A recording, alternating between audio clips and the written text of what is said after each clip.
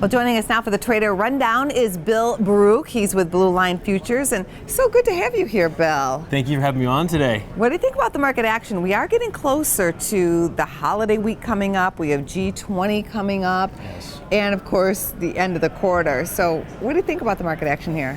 Well, we're seeing a little bit of just gyration lower, and I think ultimately the market got exhausted from that run. Now, what we had was a bull flag breakout last week with a tailwind by the Fed, and our narrative is the Fed's in the driver's seat. But ultimately, too, what we saw was that move get exhausted. One thing that we were watching early in the week was the 50-day moving average and the Russell 2000 started to cross below the 100. That was a good signal for exhaustion. Then you had Fed Chair Powell on Tuesday, was not as dovish as the markets had priced in. So we're seeing price action come in through the middle of the week, but there's a big level of support down at 2,900 in the S&P. Watch this level to hold ahead of the G20. Now, if you get bad news out of the weekend on the G20, then we could potentially gap lower below that. But if that level holds, this uptrend's intact. Any thoughts on oil here, right around that $60 mark?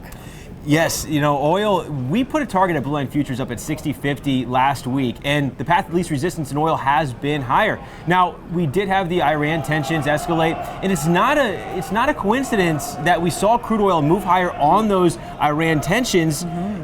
But at the same time, last week we had our first bullish EIA inventory report, and then this week we followed up with another bullish one. So $60 is really getting tested here. There's a good headwind of resistance at 60.50, but crude oil is bullish out above 57.5. Are you bullish on gold here, which has been stunning? Yes, you can't not be bullish on gold after a move like this. I mean, you've seen such a rally since last August, slow. I think there's still room to the upside. Okay. And I do think that $1,400 is where you want to see it hold, though. We have a big support level, $1,396 to $1,400. If that holds, that's where you want to buy against. But if it closes below there, you got to get out of the way because it could consolidate as low as $1,361. But I am bullish gold out above there, and we could see $1,500 to $1,480 in the cards. Wow, price of gold jewelry going on up. Yeah. Thanks so much for being on the show. Thanks for having me on. For more Business First AM, check us out on social media. We're on Facebook, YouTube, and Twitter. And go to businessfirstam.com for where to see our show on TV.